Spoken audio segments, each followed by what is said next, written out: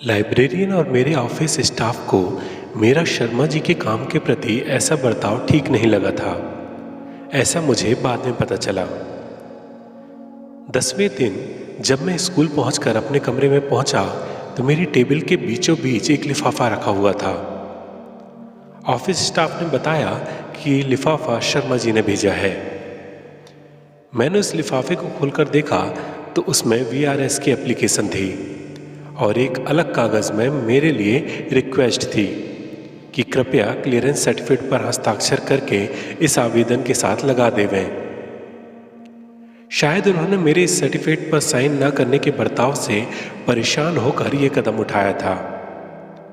मैंने उस आवेदन को एक ओर रखा और कुछ सोचकर उस सर्टिफिकेट को साइन करने के लिए उठा लिया। मेरे अंदर सीने में कुछ फटा सा जा रहा था। मैंने पेन उठाने के लिए पेन स्टैंड की ओर हाथ बढ़ाया तो उस स्टैंड के नीचे एक सरकारी सील लगा लिफाफा झांक रहा था। मैंने अपने हाथ जो पेन की ओर जा रहा था उसका रुख लिफाफे की ओर कर दिया। मैंने जल्दी से लिफाफा खोला। वह मेरे 10 दिन पहले भेजे हुए पत्र का सरकारी जवाब था। मैंने पूरा लेटर पढ़ा ही था कि मुझे लगा जैसे कोई सामने खड़ा है। मैंने सिर उठाकर देखा तो सामने शर्मा जी खड़े थे। पहले तो मैंने आवेदन जरा नाराजगी में भेज दिया था, लेकिन फिर मुझे लगा कि मुझे खुद ही आपसे मिलना चाहिए, इसलिए मैं पुनः आ गया। शर्मा जी ने विनम्र भाव से कहा। मेरे चेहरे और शरीर के हाव भाव अब कुछ देर पहले जैसे उदासी और चिंता भरे नहीं रहे। वे बदलकर उत्साह और प्रसन्नता से भर चुके थे। मैं अपनी कुर्सी से खड़ा हो गया और अपनी टेबल के किनारे से निकलकर शर्मा जी के सामने पहुंच गया। शर्मा जी के चेहरे पर घबराहट के भाव प्रकट हो गए। वे बोले, मुझे इस अभद्रता के लिए क्षमा कीजिएगा। शर्मा जी, आपको सिर्फ यही दिक्कत है ना कि आपके ऊंचा सुनने के कारण आप क्लास लेने में परेशानी महसूस करते हैं? हाँ, क्यों? शर्मा जी ने आश्चर्य से पूछा। और यदि आपको क्लास ना लेनी पड़े तो? मैंने प्रश्नात्मक लहजे में पूछा। लेकिन मैं बिना काम के तनख्वाह नहीं ले सकता। ये मेरे सिद्धांतों के विपरीत है। और यदि ऐसा करना होता तो मैं VRS क्यों लेता?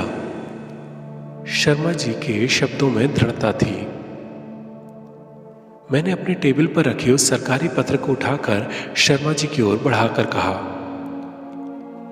मैंने 10 दिन पहले आपसे मिलने के बाद अपने अधिकारों का प्रयोग करते हुए आपके लिए आवेदन किया था कि स्कूल में गुणवत्ता विकास संबंधी कार्यों हेतु एक शिक्षक को गुणवत्ता विकास अधिकारी के रूप में अटैच करने की आवश्यकता है। इसके लिए मैंने आपका नाम प्रस्तावित किया था। ये उसी की स्वीकृति है। शर्मा जी कुछ देर उस पत्र को देखते रहे। पत्र पढ़ने के साथ साथ उनके चेहरे से वो उदासी गायब होने लगी थी, जो मुझे उसी दिन से खल रही थी जिस दिन से मैं उनसे मिला था। पत्र खत्म होते होते उनकी आंखें नम भी हो चुकी थीं। आपने तो कमाल कर दिया प्रिंसिपल साहब। इतना तो कोई अपना भी नहीं करता जितना आपने मेरे लिए सोचा। शर्मा जी ने कृतज्ञता भरे स्वर में कहा, मैंने ज्यादा कुछ नहीं किया। मैंने तो अपने अपराध को थोड़ा कम करने की कोशिश की है, बस। मैंने नजरें नीचे करते हुए कहा, मैं कुछ समझा नहीं। शर्मा जी ने आश्चर्य से कहा, शर्मा सर, 12 साल पहले जिस लड़के ने वो पटाखा चलाया था वो मैं ही था। कहते हुए मैं पुनः उसी दौर में पहुंच चुका था जब मैं इस शरारत को करने के बाद उसकी सजा के लिए सज्ज था। मैंने पुनः अपनी मुट्ठियां भींच लीं। बहुत देर तक कमरे में शांति बनी रही। ना ही शर्मा सर कुछ बोले और ना ही मैं। वे लगातार मुझे देखते रहे और मैं अपनी नजरें नीचे किए हुए खड़ा रहा। तुमको पता है, जब घर में सभी ने मुझे कहा था कि तुम्हारे कारण मेरा यह हाल हुआ है, तब भी 12 बरस पहले मैंने उन्हें कहा कि इसमें तुम्हारा कोई दोष नहीं है, क्योंकि वो तो एक अनजाने में की गई शरारत थी, जिसमें मेरी जगह कोई और होता तो उसे कुछ भी नहीं होता। ये तो मेरी कमजोरी थी जिस पर उसका प्रभाव पड़ा। और वैसे भी मैं कब तक तेज आवाज से बजता? कभी ना कभी तो ऐसा होना ही था, क्योंकि डॉक्टर ने मुझे पहले ही चेतावनी दे रखी थी कि मुझे ये प्रॉब्लम है कि मैं ज़्यादा तेज आवाज बर्दाश्त नहीं कर सकता हूं। शर्मा सर ने बड़े उदार भाव से कहा, लेकिन आपने उस हादसे के बाद मुझे कोई सजा क्यों नहीं दी सर?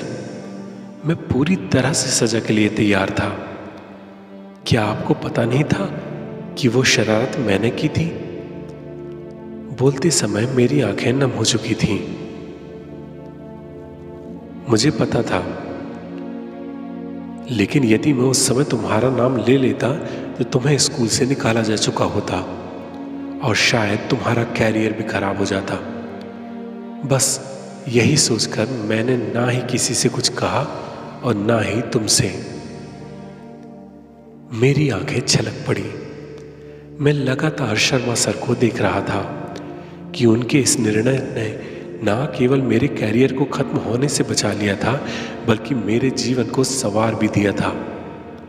और शायद आज उन्हीं के निर्णय का यह प्रतिफल था कि मैं आज यहां प्रिंसिपल था। मैंने उनके पैर छूने चाहे तो उन्होंने मुझे अपने दोनों हाथों से वहीं रोककर अपने गले से लगा लिया। हम दोनों एक दूसरे का चेहरा देख तो नहीं पा रहे थे, लेकिन मेरे कंधे पर एहसास हो रहा था कि जैसी अश्रुधार मेरी बह रही है, उनकी भी उससे कम नहीं थी। कुछ देर बाद मैं अपनी कुर्सी पर था और सामने कुर्सी पर शर्मा जी बैठे थे। ऑफिस के तिवारी जी शर्मा जी के बगल में खड़े थे। मैंने शर्मा जी का VRS का आवेदन उठाया और फाड़ दिया। तिवारी जी मुझे आश्चर्य से देख रहे थे। उन्हें पता था कि वह आवेदन शर्मा जी का था।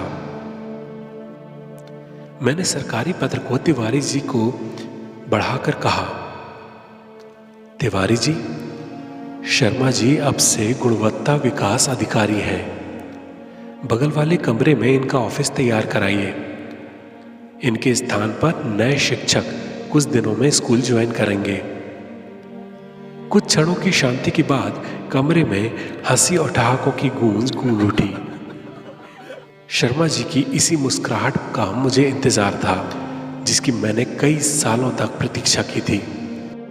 आज मेरे जहन में से बहुत कुछ भारीपन हल्का होते हुए महसूस हो रहा था। शर्मा जी और तिवारी जी कमरे से खुशी खुशी जा चुके थे, लेकिन मैं अभी भी सोच रहा था कि क्या एक छोटी सी हरकत इतना कहर ढा सकती है।